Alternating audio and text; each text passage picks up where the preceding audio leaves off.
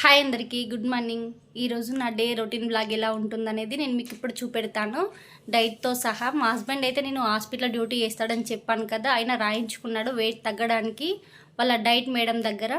అది ఎలా ఫాలో అవ్వాలనేది, రోజు ఏం తినాలి అనేది మొత్తం డీటెయిల్గా చూపెడతాను. ఫస్ట్ టైం మన ఛానల్ని చూస్తున్న వారైతే సబ్స్క్రైబ్ చేసుకొని ఒక లైక్ చేయండి. అయితే డే ఫస్ట్ రోజేమో మొత్తం ఫ్రూట్స్ తినాలి, ఒక బనానా తప్ప. అలాగే జ్యూస్లు కూడా తాగద్దు, ఓన్లీ ఫ్రూట్స్ అంతే డే మొత్తంలో. నెక్స్ట్ డేది మీకు సెకండ్ డేది చూపెడుతున్నా. ఫస్ట్ డే మొత్తం ఫ్రూట్సే కాబట్టి అదేం చూపించాల్సిన అవసరం లేదు కాబట్టి డే 2 రోజు చూపెడుతున్నాను. వీడియో స్టార్ట్ చేయకముందే ఆలుని ఉడకబెట్టేసి పక్కన పెట్టేసుకున్నా. ఈ విధంగా చిన్న చిన్నగా కట్ చేసుకోవడం వలన తొందరగా ఉడికిపోతాయి. మార్నింగ్ బ్రేక్ఫాస్ట్ అనేది మనకి ఆలుతోనే స్టార్ట్ అవుతుంది. Second day, first day fruits అని చెప్పాను కదా, సెకండ్ డే ఈ విధంగా ఆలుని ఉడకబెట్టుకొని స్మాష్ చేసుకోవాలి. నేను చెప్పిన విధంగా మీరు డైట్ మెయింటైన్ చేసినట్లయితే ఒక వారంలో 3 kgs తగ్గుతారంట ఈజీగా. కాకపోతే రైస్ అనేది అసలు తినడమే ఉండదు, స్టార్ట్ చేసే వాళ్ళు చూసుకోండి. ముఖ్యంగా చెప్పాలంటే గ్రౌండ్కి పోవడం ఎవరికైతే వీలు కాదో, ఇంట్లోనే ఉండి ఫుడ్తోనే డైట్ మెయింటైన్ చేసుకుంటూ వెయిట్ తగ్గాలి అనుకునే వారికి ఇది చాలా యూజ్ అవుతుంది. ఈ విధంగా పొట్టు తీసేసుకొని స్మాష్ చేసుకోండి. స్మాషర్తోని మెత్తగా అయిపోవాలి. దీన్ని ఓన్లీ ఆలునే తినాలి, చపాతీతో దేంతో కాదండి. ఓన్లీ కొంచెం ఫ్రై చేసుకోవాలి. ఆ ఫ్రై కూడా ఏ విధంగా చేసుకోవాలో చూపిస్తాను. ఆలుని స్మాష్ చేసి పక్కన పెట్టుకున్న తర్వాత ఒక 4 పచ్చిమిర్చి, చిన్న ఆనియన్ చిన్న చిన్నగా కట్ చేసుకోండి.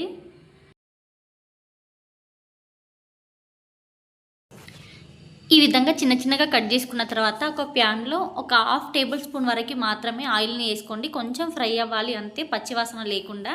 కొంచెం జీలకర్ర వేసుకొని ముందుగా కట్ చేసి పెట్టుకున్న ఆనియన్, పచ్చిమిర్చిని వేసుకొని ఇవి కూడా కొంచెం పచ్చివాసన పోయేంత వరకు మాత్రమే ఫ్రై చేసుకోవాలి. ఈ విధంగా ఫ్రై అయిన తర్వాత 1/2 టేబుల్ స్పూన్లో సగం పసుపును వేసుకొని ఇంకొంచెం ఫ్రై చేయండి. పసుపు అనేది అందులో కలిసిపోవాలి అంతే. తర్వాత స్మాష్ చేసుకున్న ఆలుని ఇందులో వేసుకొని మొత్తం కలిసిపోయేంత వరకు ఫ్రై చేసుకోండి. నేను ఒక కర్రీ చేసేటప్పుడు ఒక 3 నుండి 4 టేబుల్ స్పూన్ వరకు ఆయిల్ వేస్తాను. కాకపోతే ఇందులో ఓన్లీ 1/2 టేబుల్ స్పూన్ వరకు మాత్రమే ఆయిల్ వేసాను అంతే. కొంచెం కూడా ఆయిల్ కనిపించదు. ఆలుని వేసుకున్న తర్వాత కూడా సిమ్లో పెట్టేసుకొని ఓన్లీ ఆ ఫ్రై చేసింది మొత్తం అందులో కలిసిపోయేంత వరకు కలిపి స్టవ్ ఆఫ్ చేయాలి అంతే. దీన్ని కూడా డీప్ ఫ్రై చేయడం అనేది ఏం కూడా ఉండదు. రుచికి సరిపడా సాల్ట్ వేసుకోండి. ఈ ఆలు ఫ్రైని చేసి మా హస్బెండ్కి బాక్స్లో పంపించాను, కానీ నేనైతే టేస్ట్ కూడా చూడలేదు ఎలా ఉంది అనేది. ఈ ఆలుని మనం మార్నింగ్ 8 నుండి 9 లోపు తినేసేయాలి. ఒక 2 గంటలు గ్యాప్ ఇచ్చిన తర్వాత బీట్రూట్ లేకపోతే క్యారెట్ ఏదైనా ఒకటి తినాలి. మేము కూడా ఇంకా ఏ టిఫిన్ చేసుకోలేదు, ఏం చేయలేదు. ఫస్ట్ అయితే మా హస్బెండ్కి కరెక్ట్ టైంకి పంపించేద్దామని, ఎందుకంటే నిన్న మొత్తమైన ఫ్రూట్స్తో మీదనే ఉన్నాడు కాబట్టి ఖచ్చితంగా ఆకలేస్తుందని తొందర చేసేసి పంపిస్తున్నా. ఇప్పుడు అతను డ్యూటీలో ఉన్నాడన్నమాట. అది ఫ్రై చేసి పక్కన పెట్టుకున్న తర్వాత ఒక 3-4 క్యారెట్ని ఈ విధంగా చిన్న చిన్నగా కట్ చేసి బాక్స్లో పంపించేస్తున్న ఆలుని ప్లస్ ఈ కట్ చేసి పెట్టుకున్న క్యారెట్ని. మీ దగ్గర బీట్రూట్ ఉంటే బీట్రూట్ అయినా తినచ్చు, లేకపోతే క్యారెట్ ఉంటే క్యారెట్ అయినా తినచ్చు. ఏదన్నా ఒకటి 11 వరకు అయితే తినాలి. ఒక 2 గంటలు గ్యాప్ ఇచ్చిన తర్వాత ఇందులోనే ఒక చిన్న స్పూన్ కూడా పెడుతున్న ఆలు ఫ్రై తినడానికి. ఎంతైనా ఇవన్నీ తినడం కష్టమే. ఈరోజు కూడా రైస్ వద్దని చెప్పిందంట. మా హస్బెండ్కి బాక్స్ పంపించిన తర్వాత మేమేమో దోశ పిండితో పునుగులు వేసుకున్నాం. చూడండి మస్తు టేస్ట్ ఉన్నాయి. అసలు షార్ట్ వీడియో పెట్టాను నేను, మీరు చూడండి ఒకసారి. ఫుల్ వీడియో కావాలన్నా చెప్పండి, నేను ఒకసారి పెడతాను. కానీ టేస్ట్ అయితే సేమ్ వడల్లానే ఉన్నాయి. నీకు నచ్చినాయా? మా పాప మీకు చూపెట్టి తింటుందంట, తిను.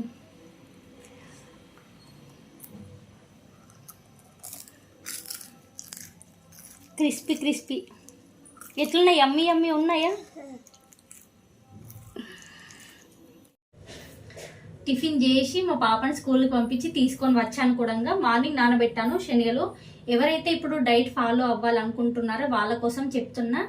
బ్రేక్ఫాస్ట్లోకేమో స్మాష్ చేసిన ఆలు ఫ్రై, తర్వాత 11 AM క్యారెట్ కట్ చేసి చూపెట్టినా కదా, అది 11కి. ఇప్పుడు మధ్యాహ్నం 2కేమో ఈ సలాడ్ చేసుకోవాలి శనగలతోని. ఇది ఎలా చేయాలనేది ఇప్పుడు నేను మీకు చూపిస్తాను. నేనేమో టమాటా పచ్చడి కోసము టమాటాలు కట్ చేసుకుంటున్నా. ఇవి ఏంటంటే సలాడ్ చేసుకుంటున్నాం కాబట్టి కొంచెం మెత్తగా ఉడికితే బెటర్ అని కుక్కర్లో ఉడకబెడుతున్నా. 2 చిన్న టీ గ్లాసులు ఉంటాయి కదా, వాటితో నానబెట్టాను.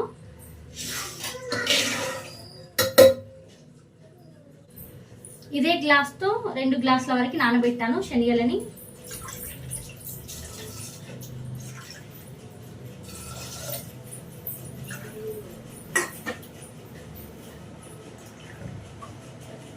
రెండున్నర గ్లాసుల వరకు పోసుకుంటున్న వాటర్ని.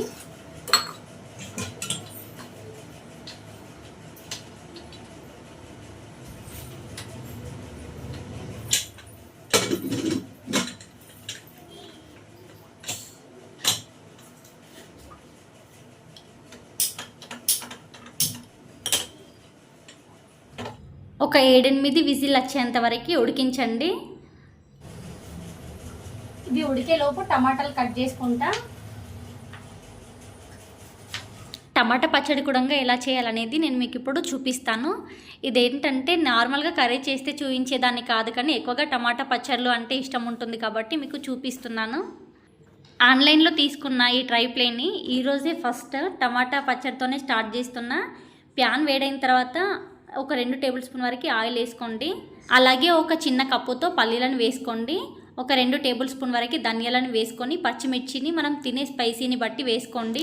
పచ్చిమిర్చి ఫ్రై అయిన తర్వాత ఒక టేబుల్ స్పూన్ వరకు జీలకర్రని వేసుకొని జీలకర్రని కూడా కొంచెం ఫ్రై చేసుకోండి. వీటన్నిటిని ఈ విధంగా ఫ్రై చేసుకున్న తర్వాత ఒక గిన్నెలోకి తీసుకొని చల్లారనివ్వండి.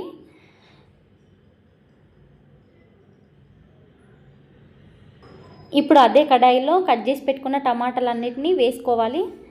కొంచెం ఆయిల్ ఉన్నా సరిపోతుంది, మనం మళ్ళీ ఆయిల్ వేసుకోవాల్సిన అవసరం లేదు. టమాటాలు తొందరగా మగ్గడానికి ఒక టేబుల్ స్పూన్ వరకు సాల్ట్ వేసుకొని అలాగే ఒక 1/2 టేబుల్ స్పూన్ వరకు పసుపును వేసుకోండి. మొత్తం ఒకసారి కలిపి మూత పెట్టుకొని మగ్గించండి. స్టవ్ని మీడియం ఫ్లేమ్లో పెట్టుకొని మధ్య మధ్యలో తీసుకుంటూ కలపండి, అడగంటకుండా ఉంటుంది. ఈ విధంగా మగ్గిన తర్వాత ఒక సగం కొత్తిమీర కట్టని వేసుకోండి, చిన్నగా కట్ చేసుకొని. కొత్తిమీర కొంచెం ఎక్కువగా ఉంటేనే టేస్ట్ బాగుంటుంది. కొత్తిమీర ఈ టమాటాలో మొత్తం కలిసిపోయేంత వరకు కలుపుతూ మగ్గించండి. టమాటా పచ్చడి చాలాసార్లు చేశాను, కానీ కొత్తిమీర టమాటా పచ్చడి చేయడం ఇదే మొదటిసారి. కానీ టేస్ట్ అయితే చాలా నచ్చింది. మీరైతే ఖచ్చితంగా ట్రై చేయండి ఒకసారి. ఈ విధంగా దగ్గరికి ఉడికించి చల్లారనివ్వండి. ముందుగానే మనం ఉడకబెట్టేసుకున్నాం కదా శనగలని, వీటితో ఇప్పుడు సలాడ్ ఎలా చేయాలనేది చూపిస్తాను. మెత్తగా ఉడికిపోయాయి, మీరే చూడండి. చేత్తో ఈ విధంగా నొక్కుతోనే మొత్తం పిండిలాగా అయిపోతున్నాయి. ఇప్పుడు ఇందులోకి చిన్నగా కట్ చేసి పెట్టుకున్న ఆనియన్ని వేసుకోండి. అలాగే చిన్నగా కట్ చేసుకున్న కొత్తిమీరాకును వేసుకోండి. మీకు ఇష్టం ఉంటే టమాటా వేసుకోవచ్చు. మా హస్బెండ్ తినడని ఇక్కడ టమాటా నేను వేయలేదు, మీరు తింటే వేసుకోవచ్చు. అలాగే రుచికి సరిపడా కారం, సాల్ట్ వేసుకొని మొత్తం ఒకసారి కలపండి. అంతే, మనకి శనగలతో సలాడ్ అయితే రెడీ అయిపోయింది. వీటిని ఆయిల్లో ఫ్రై చేయకూడదు, ఈ విధంగానే సలాడ్ లాగా చేసుకొని తినేయాలి. ఇంతలోపు మనం ముందుగా ఫ్రై చేసి పెట్టుకున్న పల్లీలు, పచ్చిమిర్చి కూడా చల్లారిపోతాయి కాబట్టి మిక్సీ గిన్నెలో వేసుకొని గ్రైండ్ చేసుకోండి. ఈ విధంగా కొంచెం ఫ్రై చేసుకున్న తర్వాత మగ్గించుకున్న టమాటాని కూడా వేసుకొని మరీ మెత్తని పేస్ట్లా కాకుండా కొంచెం బరకగా గ్రైండ్ చేసుకోండి. అలాగే వెల్లుల్లి రెబ్బల్ని కూడా వేసుకోండి, ఒక 10 నుండి 15 వరకు.